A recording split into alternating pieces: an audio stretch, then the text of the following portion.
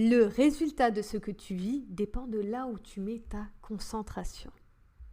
Bonjour à tous, je suis Eva Ledemay, spécialiste en gestion du stress et des émotions et je vous partage ici mes conseils bien-être et de santé psychologique. Les choses sur lesquelles tu te concentres impactent ta vie, tes ressentis et les résultats que tu obtiens. Par exemple, si tu mets ton attention sur ton travail, tu auras forcément un résultat, que ce soit dans le fait que ce que tu fais ne marche pas ou un retour positif. Mais tu auras un résultat qui te fera avancer concrètement, qu'il soit bon ou mauvais. D'ailleurs, entre parenthèses, j'aime bien rappeler cet exemple des personnes qui réussissent. Souvent, les personnes qui ont eu beaucoup de succès ont aussi traversé beaucoup d'échecs, mais on les voit moins. Deuxième exemple, si tu te concentres sur ta famille, je peux t'assurer qu'il y aura un impact différent sur ta relation et ton rapport avec eux. En gros, là où tu choisis de mettre ta concentration affecte totalement ta vie. Je pense qu'on a tous vécu ça à un moment donné. Par exemple, quand vous focalisez votre attention sur un objet, par exemple, vous voulez vraiment vous acheter une voiture ou un sac, eh bien, qu'est-ce qui va se passer ces prochains jours? Où vous allez mettre votre attention? Eh bien, normalement, notre attention, si on veut une voiture, elle va aller sur toutes les voitures dans la rue. Souvent, on va peut-être voir plus souvent apparaître la marque de voiture qu'on aimerait avoir. Pareil sur les annonces, sur les offres. Et de même pour les sacs. On va faire beaucoup plus attention aux sacs que les personnes vont porter dans la rue ou aux sacs que l'on va voir dans les différents magasins. Notre concentration nous amène à une direction dans notre quotidien, donc tous les jours. Autre exemple, si tu regardes BFM TV tous les soirs et qu'ils ont décidé de te montrer que le monde s'effondre, alors je peux te garantir que tes émotions vont partir dans le même sens. Et tu risques de ressentir des émotions de peur et d'inquiétude. Et tes émotions impactent tes décisions. Du coup, si tu as enregistré que le monde est en crise, je peux t'assurer que tes décisions au quotidien suivront ce même état d'esprit. Par exemple, en évitant le moindre risque professionnel ou en étant très prudent sur tout. Le problème, et c'est ça que j'ai remarqué pas mal dans mes accompagnements comme dans ma vie personnelle, c'est qu'on fait rarement attention à notre focus, à notre concentration. On laisse vaguer notre concentration aux choses qui passent à la télé, aux tendances Netflix ou à notre travail. Mais on ne va pas forcément rediriger totalement notre concentration par rapport à ce qu'on veut dans notre vie. Et le truc, c'est quand on ne fait pas attention à notre concentration au quotidien, eh bien c'est les médias qui vont s'en charger. C'est notre feed Instagram, c'est les séries, c'est les réseaux sociaux, notre travail, ce que nous montre notre portable, les vidéos YouTube.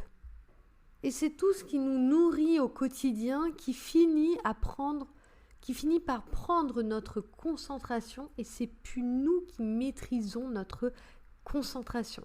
J'espère que vous arrivez bien à comprendre ce que je veux dire par là.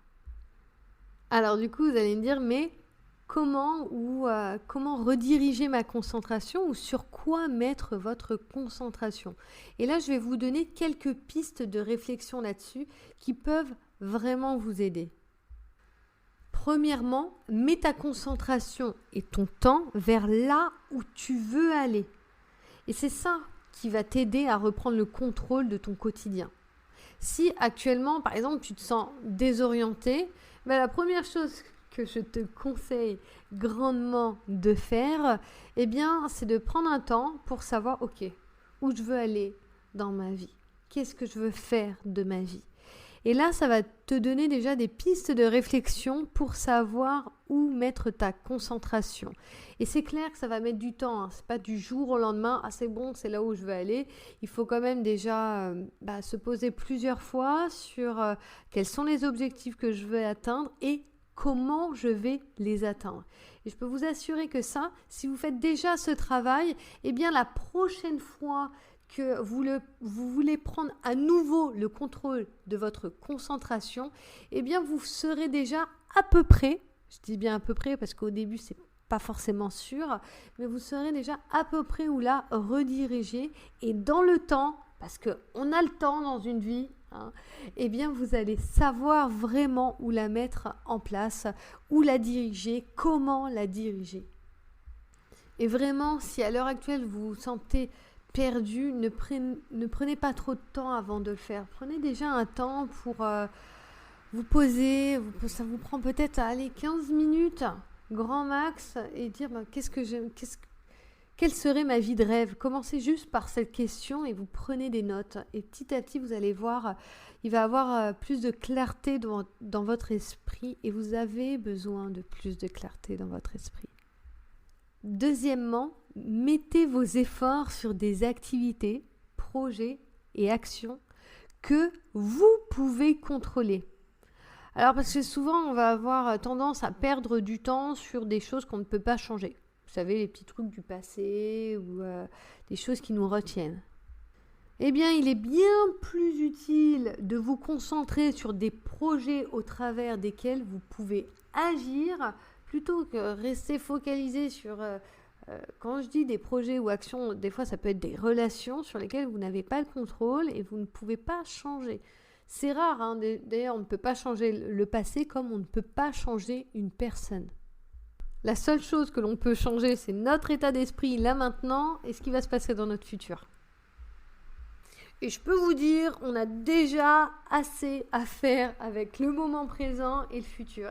Et ça, c'est un truc que vous pouvez vous prendre en note, de vous dire que quand vous êtes en train de vous tracasser, dire mais attends, j'ai pas assez de choses à faire dans le présent ou dans le futur ou pour amener cette vie dans laquelle je me sentirai le mieux. À chaque fois que vous sentez que vous avez un petit coup de déprime, hop, essayez de changer votre état d'esprit.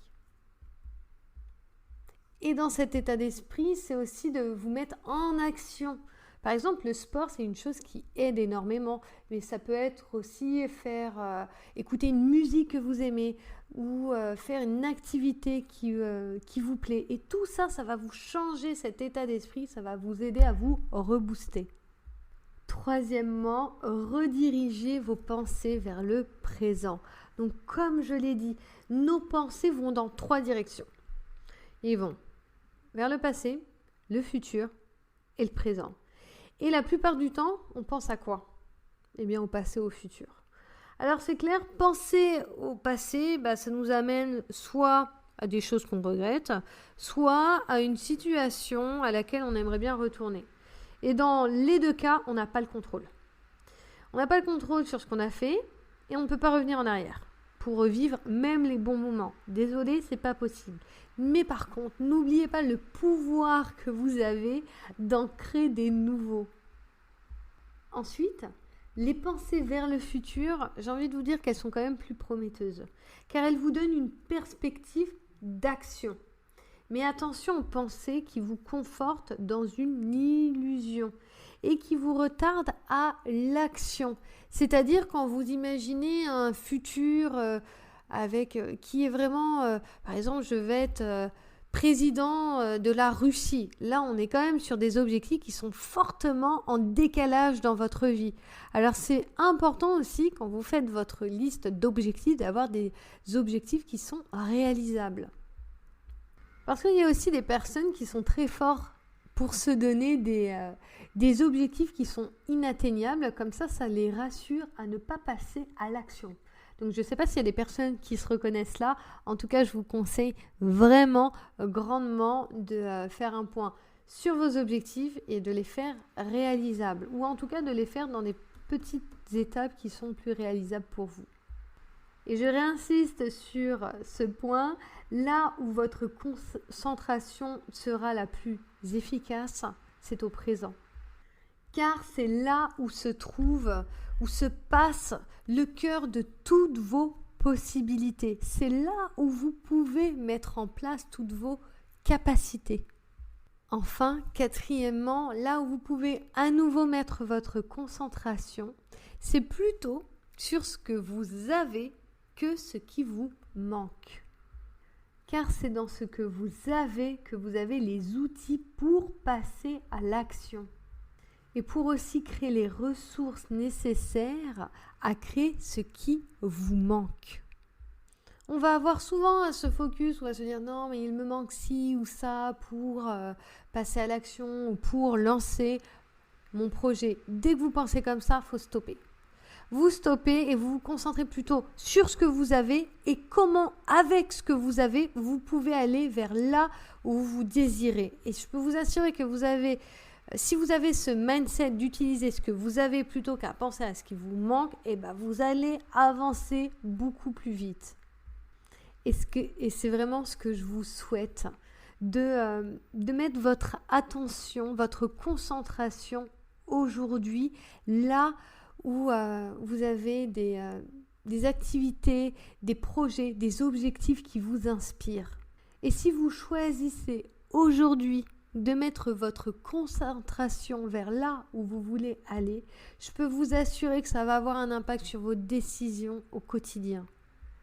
Et vos décisions d'aujourd'hui ont fortement influence ou un fort impact sur vos résultats de demain. Maintenant, c'est super d'avoir écouté ce podcast. Merci d'ailleurs d'être allé jusqu'au bout. Mais maintenant, c'est à vous de reprendre le contrôle. Seulement à vous. Merci à tous de votre écoute. C'était à nouveau un plaisir de partager sur ce sujet. D'ailleurs, cet article, vous pouvez aussi le retrouver sur mes réseaux sociaux, donc l'article écrit. Et si vous voulez me retrouver, vous pouvez taper Eva Ledemey sur tous les réseaux sociaux, Instagram, LinkedIn, Facebook, TikTok, YouTube. Et puis, ça serait avec plaisir. Si vous voulez aussi avoir des informations sur mes accompagnements, je vous conseille de me parler par message via Facebook ou Instagram. Merci à tous, à bientôt.